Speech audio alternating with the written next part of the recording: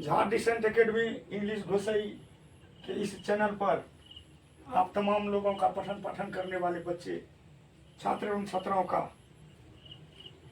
ऐसा अभिलाषा जगाने का काम करूंगा कि आप अगर पढ़ने के प्रति जागरूक हो जाइएगा, दुनिया की सारी चीज़ें फीके पड़ जाएंगी। लेकिन आजकल ध्यान कम है, टॉक मोर वर्क लेस है। ये नहीं है, अधिक से अधिक किसी भी चीज़ का प्रयोग बहुत बड़ा परेशानी का सबब बनता है। ये डिजिटल इंडिया के माध्यम से, मोबाइल के माध्यम से, हम चैनल के माध्यम से बता रहे हैं।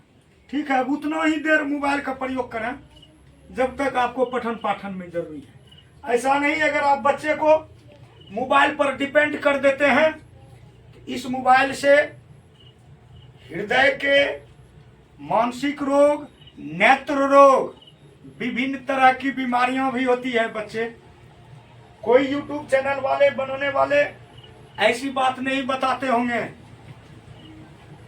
मानसिक रोग विशेषज्ञ, हृदय रोग विशेषज्ञ, नेत्र रोग विशेषज्ञ के सूत्रों के अनुसार ये जो शब्द बोल रहे हैं, ये बड़े बड़े विशेषज्ञ, बड़े बड़े एचओडी यानी जो भी रोग का नाम बोले उस डिपार्टमेंट के हेड के जानकारी के अनुसार यह कहीं गलत नहीं हो सकता। लेकिन कम बार अगर आप देखते हैं, समझते हैं, तो उतना खराबी नहीं।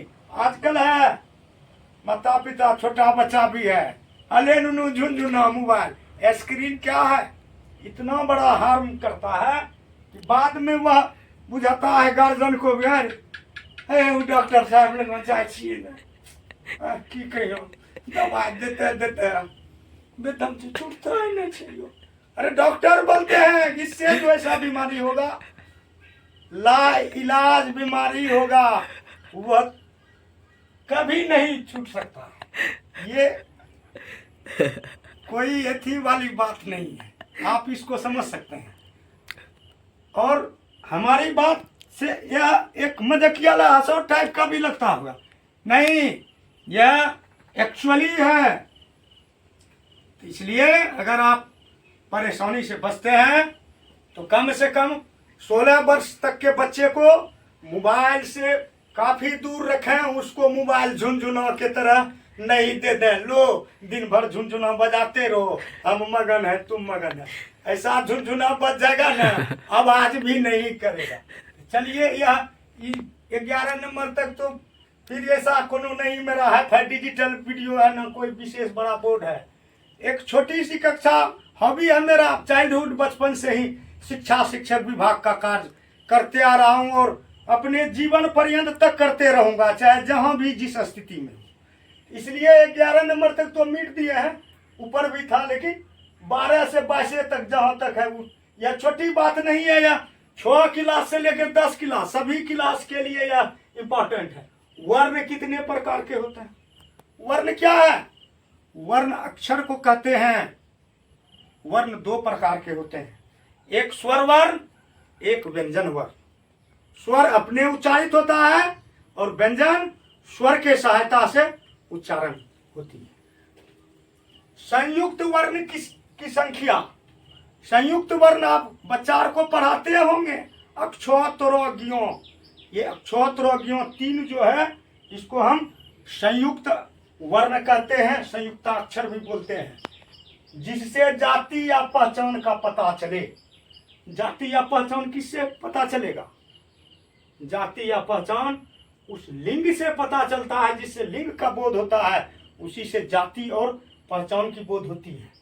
संख्या या गिनती का बोध कराने वाले को हम वचन कहते हैं, अंग्रेजी में नंबर कहते हैं। संस्कृत में 3 वचन होता है, हिंदी में 2 वचन होता है और अंग्रेजी में भी सिंगुलर प्लूरल होता है। 2 वर्णों के मेल से उत्पन्न विकार, 2 वर्ण जब आपस में मिलता है और उससे जो फिर कुछ बनता है उसी को कहते हैं संधि। संधि का अर्थ होता है जोड़। संधि का कई प्रकार है, इसका विशेष रूप से हम बताएंगे। लेकिन यह तो पहले मुख इतना भी बात समझना चाहिए, बेसिक जानकारी ही नहीं रहेगा, याद करते मुड़ी रगड़ते रह जाओगे, कभी कुछ नहीं होगा। संज्ञा के बदले में आने वाले जिस संज्ञा शब्द से खास व्यक्ति वस्तु का बोध हो, संज्ञा समझ ही रहे हैं। नाम वाले शब्द यानी संसार में जितने भी चीज है जिसको आप देखते हैं अपने आंखों से, वे सभी संज्ञाएं हैं। भाषा में ऐसे याद उतना करने की जरूरत नहीं है। किसी व्यक्ति, वस्तु, स्थान, नाम के बोध को संज्ञा करना ही भी है। अपने आंखों से जितने भी वस्तुओं को देखते हैं संसार में, वे सारी संज्ञाएं हैं। खास व्यक्ति वस्तु का जिससे बोध होगा उसको हम व्यक्तिवाचक संज्ञा कहते हैं। संज्ञा के जो बदले में आता है उसको सर्वनाम कहते हैं। कोई कुछ, कौन सा सर्वनाम है? अब कोई और कुछ, कोई निश्चित नहीं है इसका। कोई कुछ क्या है? वो निश्चयवाचक सर्वनाम हुआ। वर्णों के समुदाय को हम क्या कहते हैं? वर्ण ज्यादा रहेगा, समुदाय मतलब झुंड में इकट्ठा रहेगा, वर्णों के समुदाय को ही हम उससे शब्द बनाते हैं। वर्ण के समुदाय को हम वाक्य और शब्द के रूप में जानते हैं। जिसकी आयु कम हो, जिसकी आयु कम हो उसको अल्पायु कहते हैं। अल्प आयु, कम आयु वाले। और जहां आदमियों का मिलन हो, जहां आदमियों का मिलन हो उसको कहते हैं सम्मेलन। और जहां नदियों का मिलन हो उसको कहते हैं संगम।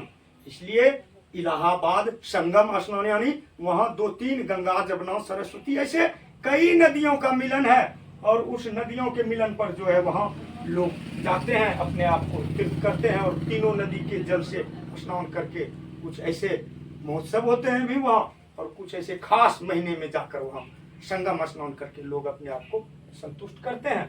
तो वही है जिसकी आयु कम हो, अल्पायु। जहाँ आदमियों का मिलन हो उसको कहते हैं सम्मेलन। और ये ऊपर जो 11 नंबर से था उसको तो हम पहले ही मेट दिए। और उसके बाद आज सैटरडे का भी समय है, शनिवार है। कल संडे को, संडे अर्थात वह तो छुट्टी का दिन है सरकारी रूप से। बिहार सरकार, भारत सरकार और कुछ आजकल जो है बाह्य आडंबर से मस्तिष्क विशेष दिमाग वाले मुंडेर मतिर भिन्ना देने का रविवार को, रविवार जो है छुट्टी का दिन है, सप्ताह का पहला दिन है, उस दिन एक छुट्टी का या फर्स्ट एंड लास्ट समझिए, जिधर से चलिए 2 तरह का बात है। तो कभी कोई दे देगा सोमवार को छुट्टी है, हम सोमवार एक को देते हैं, 2 मंगलवार एक को छुट्टी, बुधवार को नहीं दोगे। ज्ञान का तो कमी नहीं है, उड़ने से कुछ होगा, कितनों उड़ोगे धरती पर आना ही होगा। इसलिए विशेष हम क्या कहेंगे, इस तरह से वीडियो हम डालते रहते हैं। कई तरह के वीडियो जो है डालते हैं विभिन्न वर्गों के लिए। ये मल्टीपर्पस है, अवश्य ज्ञान होगा। अगर हमारे इस वीडियो को अच्छा लगे अधिक से अधिक लाइक कीजिएगा, शेयर कीजिएगा और सब्सक्राइब कीजिएगा, ताकि अगला वीडियो डालने में हमको और बहुत ही खुशी मिले। जय हिंद, जय भारत।